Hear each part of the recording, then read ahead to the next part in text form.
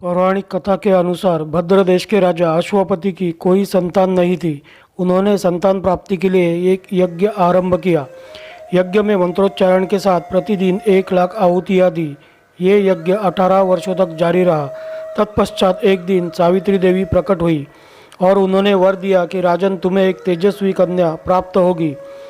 राजा को सावित्री देवी की कृपा से एक पुत्री की प्राप्ति हुई जिसका नाम सावित्री रखा गया। वे कन्या बड़ी होकर बेहद रूपवान हुई। कन्या के लिए योग्य वर न मिलने से राजा बहुत दुखी थे। उन्होंने कन्या को स्वयं वर खोजने के लिए भेज दिया। सावित्री तपोवन में भटकने लगी। वहाँ साल्व देश के राजा द्युमत्सेन रहते थे, जिनका राज्य किसी ने छीन लिया था। उन्हीं के पुत्र सत्यवान का सावित्री ने पति के रूप में वरण किया। ऋषिराज नारद को जब ये बात पता चली तो वह राजा अश्वपति के महल पहुँचे और उन्होंने कहा, राजन, आपकी कन्या ने जिसे अपना वर चुना है वो गुणवान है, धर्मात्मा है और बलवान भी है, लेकिन आयु बहुत छोटी है। 1 वर्ष के बाद उसकी मृत्यु हो जाएगी। ऋषिराज नारद की बात सुनकर राजा अश्वपति चिंता में डूब गए। सावित्री ने अपने पिता के दुखी होने का कारण पूछा तो उन्होंने कहा, पुत्री, तुमने जिस राजकुमार को अपने वर के रूप में चुना है वो अल्पायु है, अतः तुम्हें किसी और को अपना जीवन साथी बनाना चाहिए। पिता की बात सुनकर सावित्री ने कहा कि पिताजी, आर्य कन्याएं अपने पति का एक बार ही वरण करती है। सावित्री हट करने लगी और बोली कि मैं सत्यवान से ही विवाह करूंगी। जब सावित्री ने अपने पिता यानी राजा अश्वपति की बात नहीं मानी तो उन्हें अपनी पुत्री सावित्री का विवाह सत्यवान से करना पड़ा। सावित्री अपने ससुराल पहुंचते ही सास ससुर की सेवा में लग गई। समय बीतता चला गया। सत्यवान की मृत्यु का दिन जैसे जैसे करीब आने लगा, सावित्री अधीर होने लगी।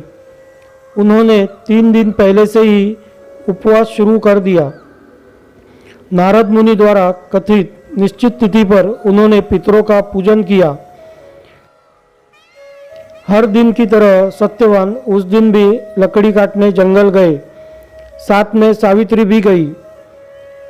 लकड़ी काटने के लिए सत्यवान जैसे ही एक पेड़ पर चढ़े, उन्हें अचानक से सिर में तेज दर्द होने लगा। दर्द से व्याकुल सत्यवान पेड़ से नीचे उतर गए। सावित्री ये देखकर परेशान हो गई। सत्यवान के सिर को अपनी गोद में रखकर सावित्री सत्यवान का सिर सहलाने लगी। तभी वहां यमराज पहुंचे। यमराज अपने साथ सत्यवान को ले जाने लगे। सावित्री भी यमराज के पीछे पीछे चल पड़ी। यमराज ने सावित्री को समझाने की कोशिश की, लेकिन सावित्री नहीं मानी। सावित्री की निष्ठा देखकर यमराज ने सावित्री से कहा कि हे देवी, तुम धन्य हो, तुम मुझसे कोई वर मांगो। सावित्री ने कहा कि मेरे सास ससुर वनवासी और अंधे हैं, उन्हें दिव्य ज्योति प्रदान करे। यमराज ने वरदान दे दिया और कहा कि अब जाओ, लौट जाओ। लेकिन सावित्री अब भी अपने पति सत्यवान के पीछे पीछे चलती रही। यमराज ने कहा, देवी, तुम वापस जाओ। सावित्री ने कहा, भगवान, पति के पीछे चलना मेरा कर्तव्य है। यह सुनकर उन्होंने फिर से उसे एक और वर मांगने के लिए कहा। तब सावित्री बोली, हमारे ससुर का राज्य छीन गया है, उसे पुनः वापस दिला दे।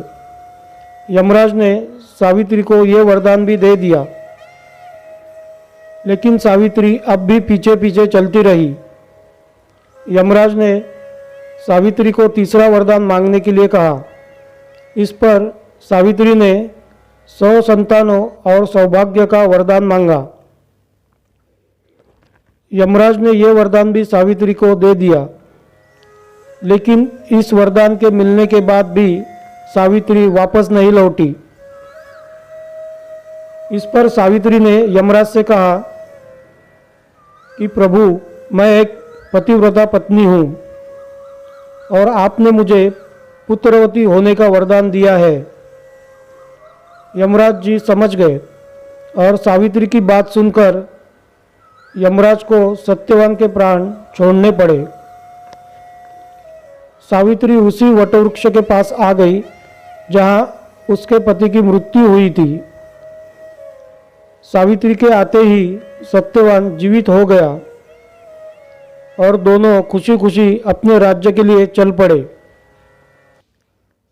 दोनों जब घर पहुँचे तो देखा कि माता पिता को दिव्य ज्योति प्राप्त हो गई है और उनके सारे दुख दूर हो गए।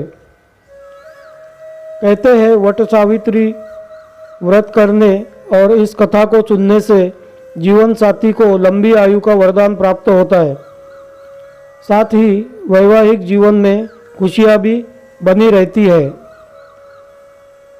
तो दोस्तों, यह थी कहानी वट सावित्री की, जिसने अपने पति के प्राण अपनी तपस्या और निष्ठा से यमराज से भी वापस लाए।